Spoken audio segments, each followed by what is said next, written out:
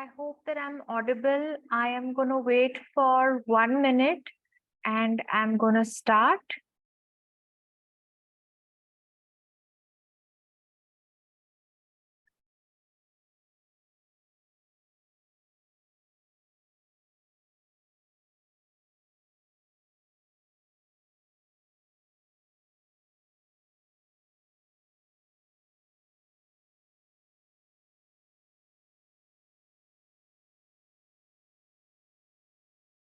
If my screen is visible, please give me a thumbs up.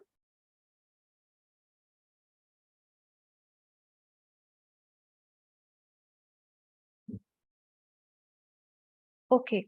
Today's very quick short talk is not so much about what to eat, but a lot about our eating behavior. How is it that we look at food and what does stress do to our entire system, and how by choosing the right nutrients we can help understand and cope with stress. So if you look at the first slide, it's about two duration types of stress. The first is acute stress, which is in a short span of time, and the second is chronic stress.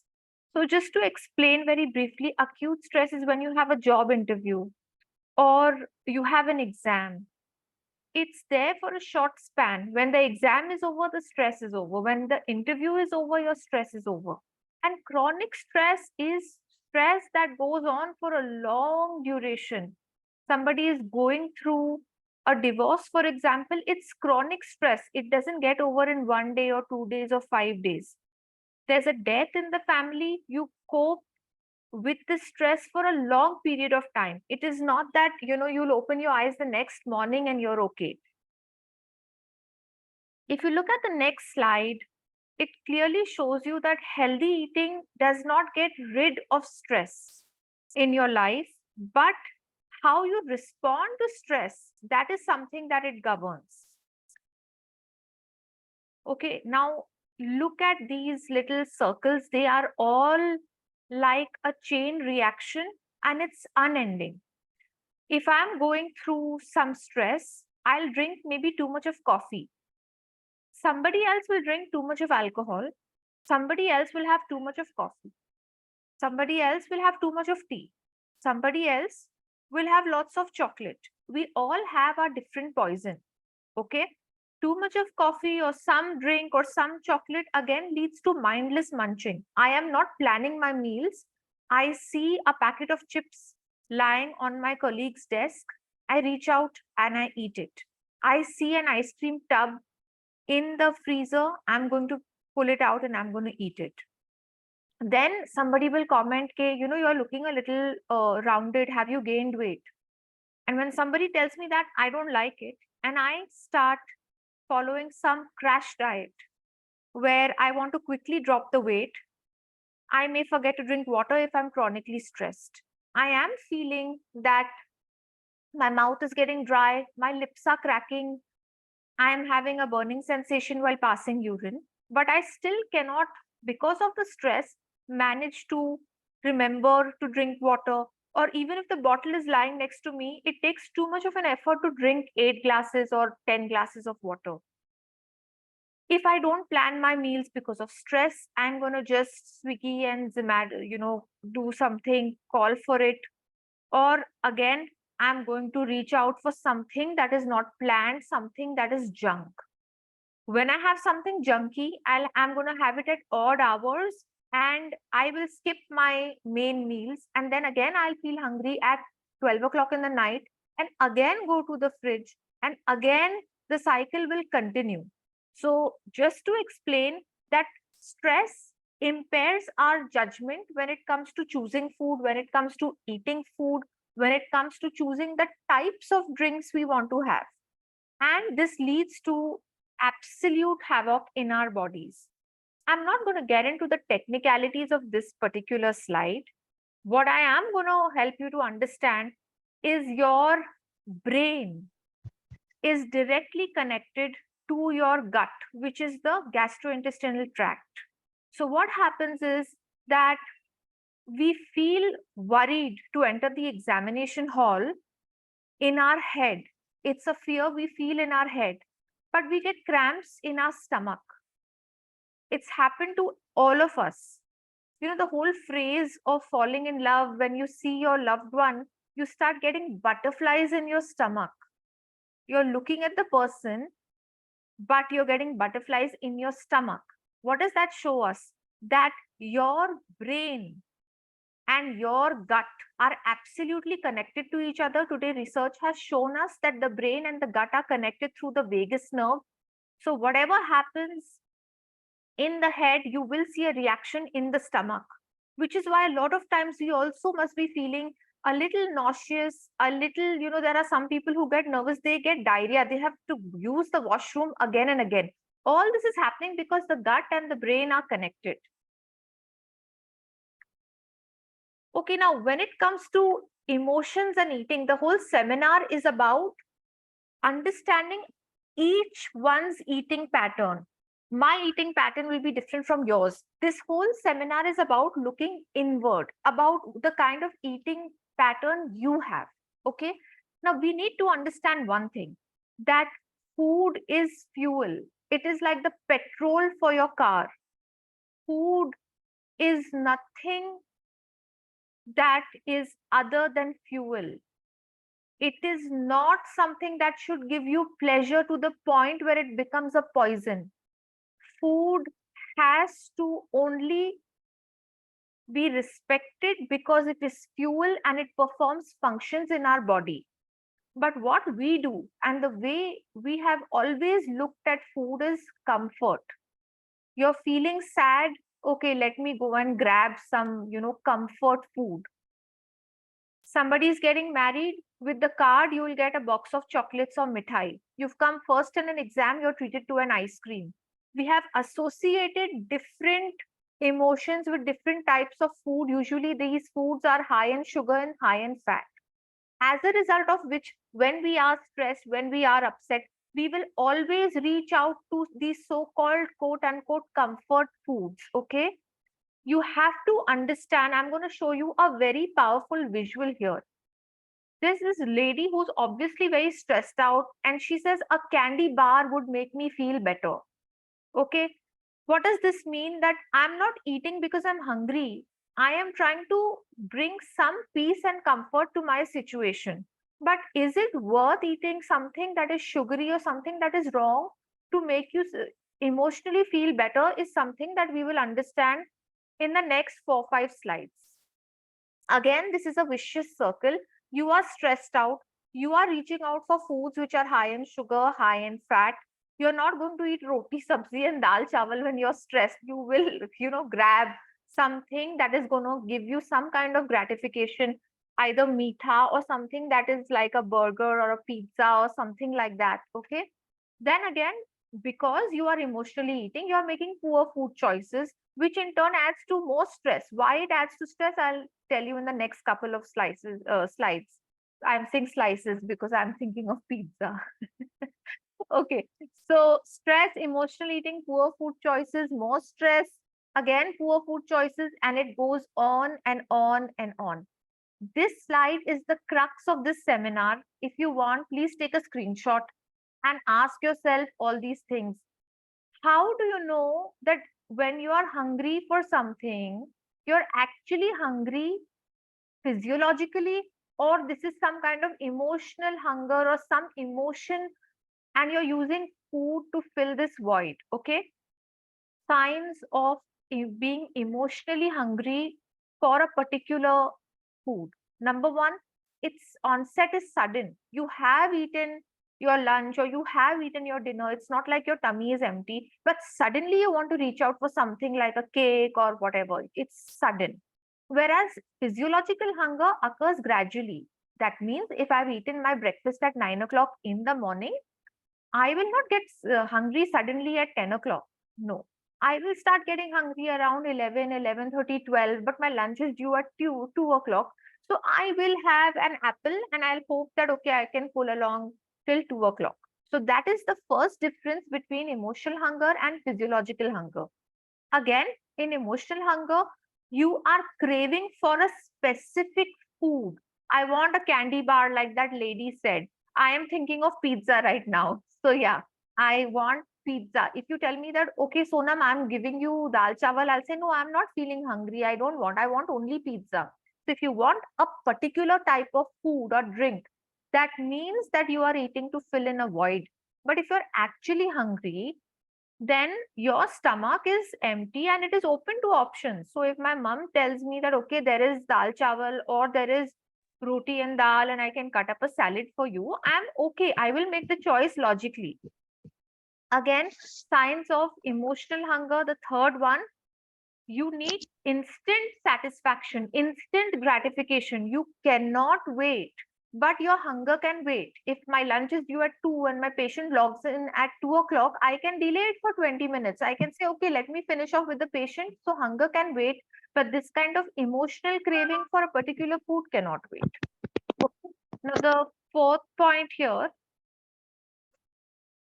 uh, you have to keep on eating when you're emotionally hungry, even when you're not physically hungry. So you will keep on eating it, keep on eating, keep on eating.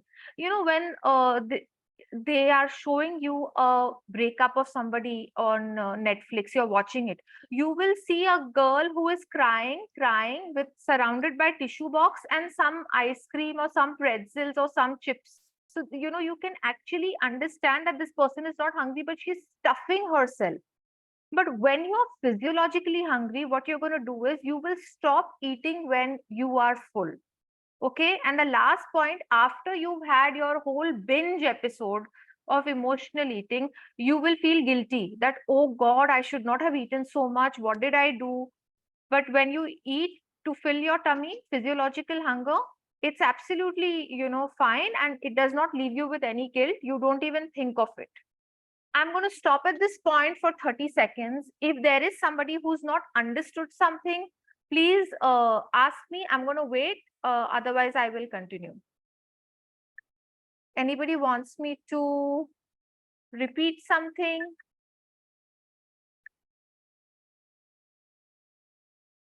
Okay.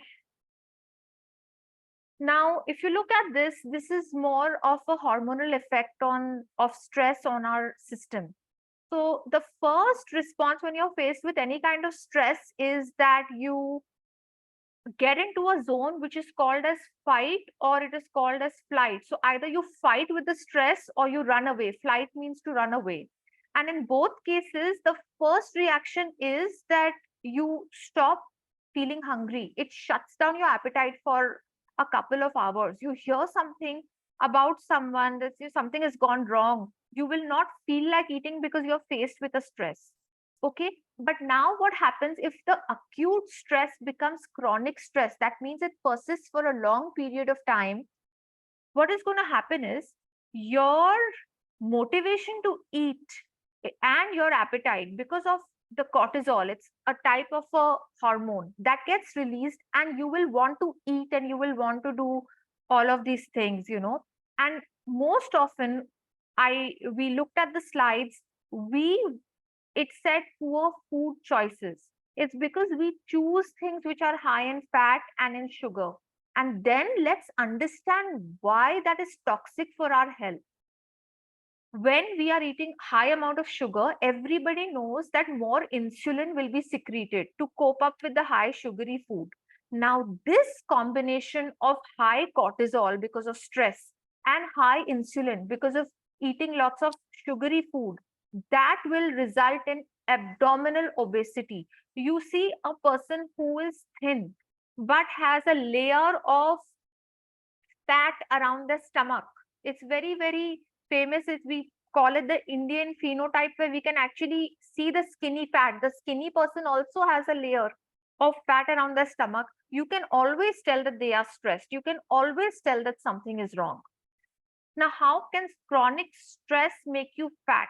Everything here is up. Whether it's stress releases cortisol, we look at the third thing last. Stress releases cortisol, which makes you hungry. So you eat a lot of, sugar, you eat a lot of fat, and that stores the fat, your weight goes up. Now, if you look at the third thing, it says leptin sensitivity declines. What is leptin sensitivity? Leptin is a hormone that tells you that, okay, boss, बहुत खा लिया, stop eating now. I'm full. Now, when you are chronically stressed, this leptin sensitivity completely drops. So you don't understand when you're full, which is why when you go back to the slide of emotional eating, I told you that people who've eaten their lunch and dinner will also continue eating junk because they are not getting the message from the brain that we are full. Now, when you are stressed out and you are eating, okay, please eat, slow down, relax at your meal times. Do not sit in front of a device and eat. Do not talk on your phone and eat. Do not watch something on Netflix and eat. That's the worst thing you can do to yourself. Taste the food. Think of the fact that you have a plate, you have food on the plate, and no matter how stressed you are blessed than a lot of people who don't have that luxury. Okay, eat when you're hungry and stop when you're satisfied. Understand your cues your body gives you when it is full. Be sensitive to that. So much I'm not going to get into technical details of what we should and should not eat. We all know that we should have a balanced diet. Four things we need to check our blood work when we are faced with stress and we feel that we are not able to cope up. One is the basic CBC that gives you the hemoglobin levels. One is vitamin D3, vitamin B12, and magnesium.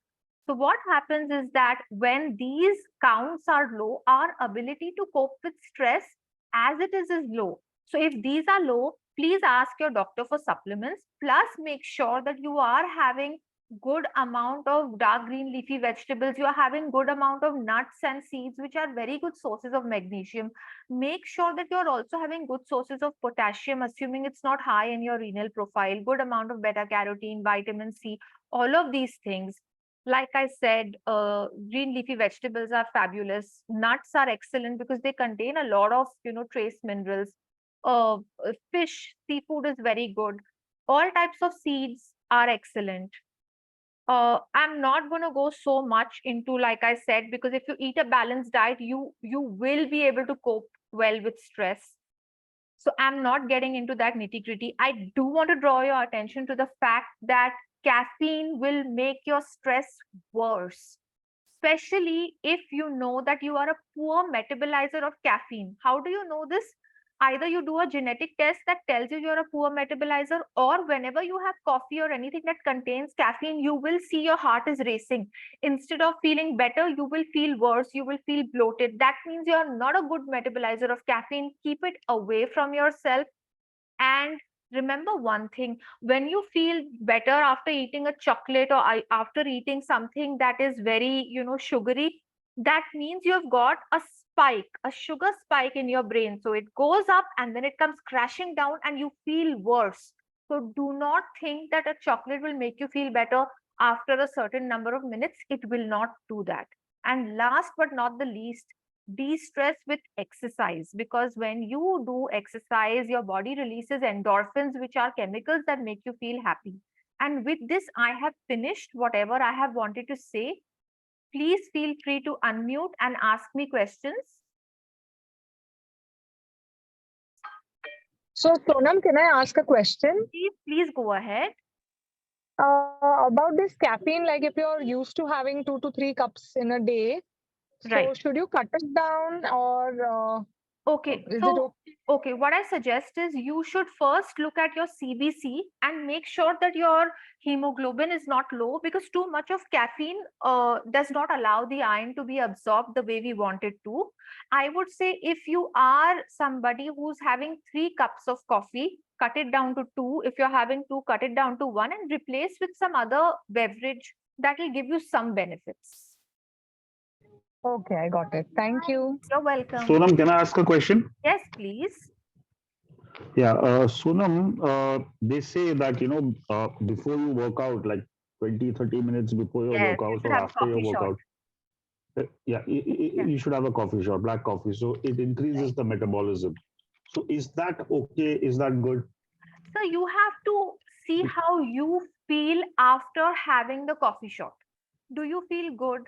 Do you feel energetic? Or do you feel like your heart is racing more than it should? Does it make you feel uncomfortable? Because today we have tests available, genetic tests, where we actually get information whether a person is a good metabolizer of caffeine or not. If you're a good metabolizer, a black coffee shot will boost your workout. But if you're a poor metabolizer, it'll make you feel worse. So, how you feel after that black coffee shot, you will be the deciding factor. Or you can always do a genetic test. What's your what's your take on green coffee? Yeah, Green you can. white coffee or green? Yeah, so whatever type we are having, we need to make sure that we limit it and avoid any kind of tea, coffee, any kind after 3 o'clock, especially if you have difficulty sleeping in the night. When we try to sort of attempt to clean our genetic makeup, I always tell them, and every book that you read on cleaning of your genes that we make dirty with our lifestyle habits, they'll always tell you after 3 o'clock, no tea, coffee, that is going to not let you sleep well in the night. So finish it off before that and have it in limits. Right, right. Thank you. You're welcome. Any more questions?